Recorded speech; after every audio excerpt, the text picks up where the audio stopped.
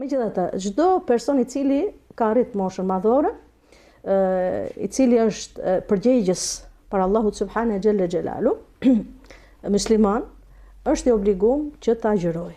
Është I obliguar që ta agjërojë. Mirë, por kjo nuk do të thotë që edhe fëmijët mos t'i mësojnë. Edhe fëmijët e vegjël duhet t'i mësojnë. Edhe fëmijët e vegjël duhet t'i inkurajojmë që të mësohen me këtë ibadet. Dhe ne shikojmë për ditë, shikojmë fëmijët që janë entuziastë, që kanë qejf ta agjërojnë, edhe e lusin ndoshta nanën edhe babën me agjëru, po nuk I lejon. Jo, unë kisha këshilluar të gjithë ato prindër që kanë fëmijët e vegjël, domethënë një moshë 7-8 vjeçare, 9 vjeçare që duan ta agjërojnë dhe nuk I lejnë, është mirë me agjëru, leje ta agjërojnë aq sa mundet me agjëru, gjysmë ditë, një ditë. Kuptoj që të mësohet fëmia. Mirë, po këto nuk e kanë obligim, po është mirë me I mësu. Kështu ka ndodhur edhe në kohën e profetit alayhi salatu wassalam që I kanë pas mësu fëmijët e vet që ta agjërojnë. Thash nuk e kanë obligim, megjithatë është mirë me mësu. Obligime kanë gjithë ato që janë moshën madhore, që din moshën madhore tani duhet definohet këtu, a është mosha pubertetit e si. Do të thonë këto e kanë diskutuar dietarët. Zakonisht popullata jote thot një fjalë popullore, çka thot kur çilen tefterat. Kur çilet tefteri ke obligative, mirë për problemi është kur çilet tefteri. Do të thonë kur vajza ka hyrë moshën e pjekurisë, djali ka hyrë moshën e pjekurisë si nga ana fizike dhe mendore, është obligative. Tash tani lind pyetja këtu për ato që janë moshë madhore, pleqt. Ne kemi shumë pleqt që I shikojmë edhe që kanë agjëruar gjithë jetën dhe qajnë. Pse se nuk munden, fizikisht nuk munden me agjëru. I përgëzojmë gjithë ato që duan të agjërojnë mirë, por fizikisht nuk munden të agjërojnë. I përgëzojmë që inshallah Zoti xhella xhelalu do I shpërblesi mas njetit atyre. Profeti alayhi salatu wasallam thot në një hadith, innamal a'malu binniyat, veprat janë sipas njetit. Nëse ke dëshirë me agjëru, inshallah Zoti do ta japë atë shpërblimin mirë, por fizikisht nuk mundesh. Nëse është I madh në moshë, domethënë 80 vjeçar, 90 vjeçar, dhe fiziku I tij nuk e lejon ta agjëroj, atëherë ky është I lirum për agjërimit. Mirë, po kemi edhe mosha të tjera që janë më të reja për shembull, dhe më të ri kanë smundje që Zoti I shërov secilin që e ka sprovuar me smundje të ndryshme, kanë smundje. Dhe këtu ke smundja duhet ta definojmë pak, ka smundjet përkohshme dhe ka smundjet përhershme. Edhe ke çështjet e smundjeve them të drejtën këtu konsultohen gjithmonë xhallarët, teologët duhet konsultohen me mjekët. Sepse një hoxh nuk mund të jetë mjek. Edhe një mjek nuk mund të jetë hoxh, secili në atë lëmin e vet. Zoti I Madh xhela xhelalu thot në Kur'anin e Kerim, "Fasalu ahli dhikrin kuntum la ta'lamun", pyesni njerëzit dietar kur nuk dini. E mjeku është dietar në atë lëmin e vet.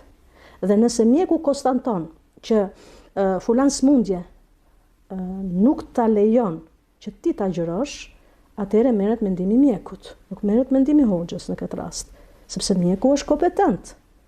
Domethënë nëse mjeku konstaton, flasim mjek që vërtet e ka frikë të madhin Zot xhella xhelalu, edhe thotë që ti nuk lejohet ta agjërosh sepse do të dëmtosh vetin tënd, atëherë nuk agjëron. Nëse është smundje e përkohshme, e përkohshme do ta agjëroj kur të shërohet. Nëse është smundje, Zoti ka lloj smundjesh, Zoti na ruaj.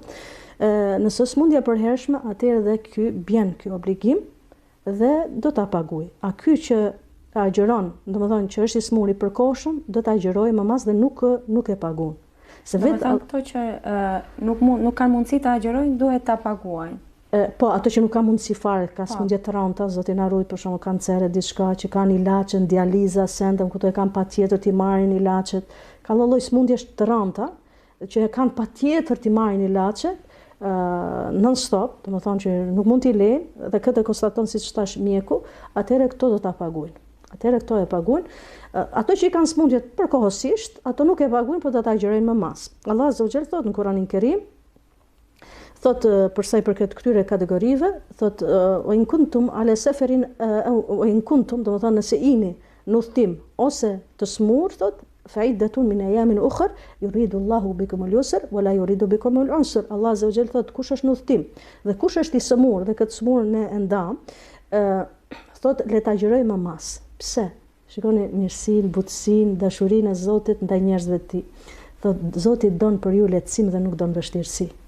Pastaj këtu hyn edhe kategori të tjera, për shembull te femrat, ajo që është shtatzan, nëse friksohet për fëmijën e vet, friksohet për vetin e vet, se nëse thot agjërimi dëmtoj thonjza, kupton? Atëre ajo hyn në kategorinë e njerëzve të smur. që do agjëroj më mas, ose nëse është në gjithëdhënie.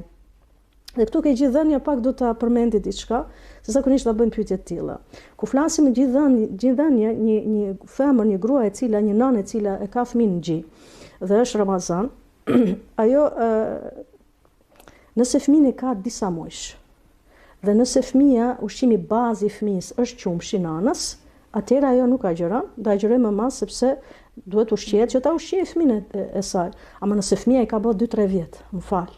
Nëse fëmia i ka bërë 2-3 vjet dhe akoma e ke fëmijën në gjë, dhe thot jo unë kam fëmijën në gjë, po fëmia 2-3 vjet fëmia han buk. Atëherë nuk mund t'i them se agjeron më mas. Ajo atë qumshin e nanës ai ka vetëm si desert ashtu mas, e kuptoj, kështu që nuk mund t'i themi të njëjtën ligj si ajo që të njëjtën rregull si ajo që i ka fëmijën disa muaj në gjë.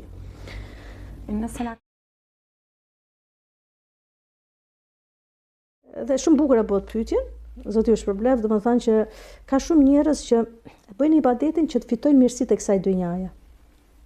Jo vetëm Ramazanin, edhe dhënia sadakas. E ke vure për shembull kur themi në që jep sadaka, faktikisht ka thënë profeti alayhis salam, jep sadaka të shërohesh.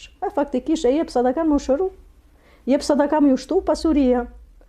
Tani a mundet ne të bëjmë ibadetet dhe të fitojmë mirësi, domethënë me qëllim që të marrim mirësitë e kësaj dynjaje. E para gjë, do ta di se cila prej nesh ibadetin njëti par kryesor ta bësh për hir të Zotit. Njëti par parsor është për hir të Allahut. Allah azza wa jalla thot: "Wa ma umiru illa liya'budullaha mukhlisin." Nuk i ka urdhëruar njerëzit, besimtarët vetëm të adhurojnë Allahun me sinqeritet. Kjo është numër 1. Pra unë kur të ta bëj ibadetin dhe juve kur të ta bëni ibadetin, a qoftë namazi, se dhe namazi ka ato benefitet e veta, të mirat e veta me këtë dynja. Ajo, edhe agjërimi, nëse unë do ta agjëroj, do ta bëj për hir të Allahut në fillim. Dhe të jemi të sigurt diçka. Çdo ibadet që Zoti ka obligu, ka të mira shpirtërore, ka dhe fizike. Mirë, po atë mirën fizike mos e bë parsore. Do të thonë njëtin fillim për hir të Zotit, bëj njëtin për hir të Zotit, mira të tjera do vinë mas. Mos e prish njëtin tënd. Mira të tjera do vinë mas. Ti kur falesh, marr shembull. Njëri kur falet, ka të mira ti falesh për Zotin, je këtu ka kible, je drejtohesh Allahut, bën një ibadet që Zoti ka urdhëruar, ajo. Po e ditë mirat fizike si çka janë? Plus fizike, po edhe shpirtërore si thon, simas disa hulumtimeve që janë bë, njeriu ka energji negative. Zakonisht jeni në punë, ke stresin, ke atë sikletin, çdo kush që shkon punë ka stres. Thonë, të lutem leni rahat se gjithë ditën stres në punë. Edhe kur je me njerëz negativ, fiton energji negative ajo. Këtë energji negative që ne zakonisht e marrim, është vërtetuar shkencërisht që njeriu në energji negative tërheq toka. Do të thonë që njeriu kur bie kanë sejdë, e lëshon komplet energji negative tërheq toka. Pikërisht do ta them edhe diçka tjetër këtu që profeti alayhis salam na ka dhënë ilaçin e njeriu kur është nervoz, nevrik. Çka ka thënë profeti alayhis salam? Na ka dhënë disa mënyra. Një prej mënyrave merrni abdes, sepse thotë është për shejtanin. Dhe shejtani është i krijuar për zjarrit, kështu që zjarrin e fikën ujë. Tjetër çka thotë? Nëse je në kom, ulu. Nëse je në kom, ulu. Nëse je ul, shtriu. Pse energjisë së njeriu kur nervoz ka energji të keqe, domethënë energji negative.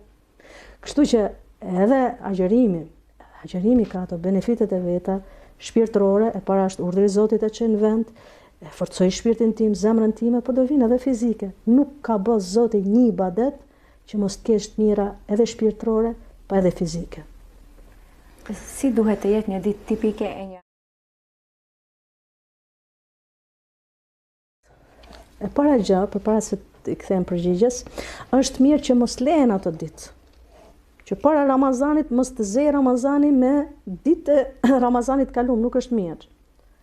Nuk është e pëlqyeshme, prandaj themi në muajin Shaban që ka qenë para muajit Ramazan ta agjërojnë më tepër, kush ka borxhe më tepër ta agjëroj send. Mirë po ndodh që i ka mbet.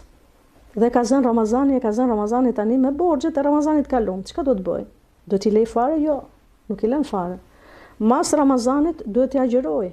Ti llogarisi sa ka mbet për Ramazanit kalum, dhe nëse do i mbesi dhe për këtij Ramazanit që jemi faktikisht, i bën llogarin dhe ka patjetër ti agjëroj mas, biles. Ka dietar që thonë jo vetëm ti agjëroj ato ditë që i ka mbetur, po edhe ti paguaj në çdo ditë. Do të thonë ke mendime dietarësh të tillë, ke mendime që thot i kompenson më mas. I ka patjetër ti kompensoj. Cilat janë ato ibadete apo namazet të veçanta që bëhen gjatë muajit Ramazan? Shiko, për herë kur përmendet muaj Ramazan, përmendet namazi teravis. Do të thonë muaj Ramazan e ka namazin e teravis ose tarawih që quhet në arabisht. Kjo është namazi që definohet ose namazi që është vetëm Ramazan bëhet kë. Namazi teravis vetëm në Ramazan. Do të thonë falet mas yatsis, normal që falet në për xhamia ose në për shtëpi mund falet. Mirë po zakonisht falet ka atë atmosferën e vet, xhamia do të ketë atmosferën e vet, atë grumbullimin e njerëzve.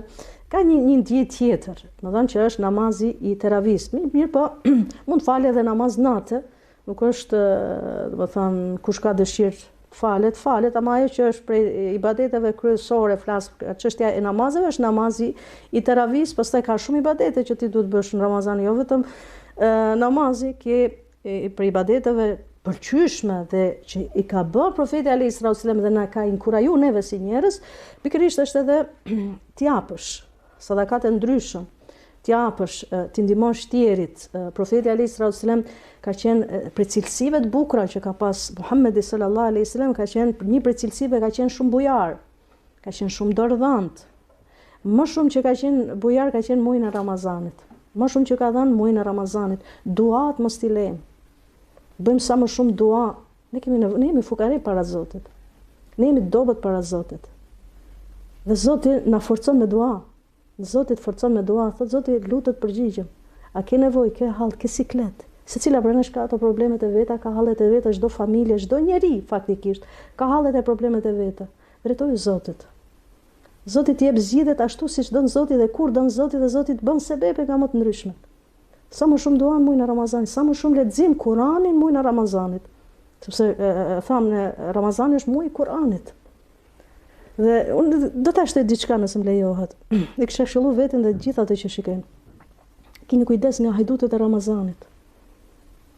Dikush thotë çka janë këto hajdutet e Ramazanit, ne dim fjalën e hajdut për diçka, mund vjedhi pare, mund vjedhi diçka, mund vjedhi, ama kemi e dini që ka hajdut Ramazani.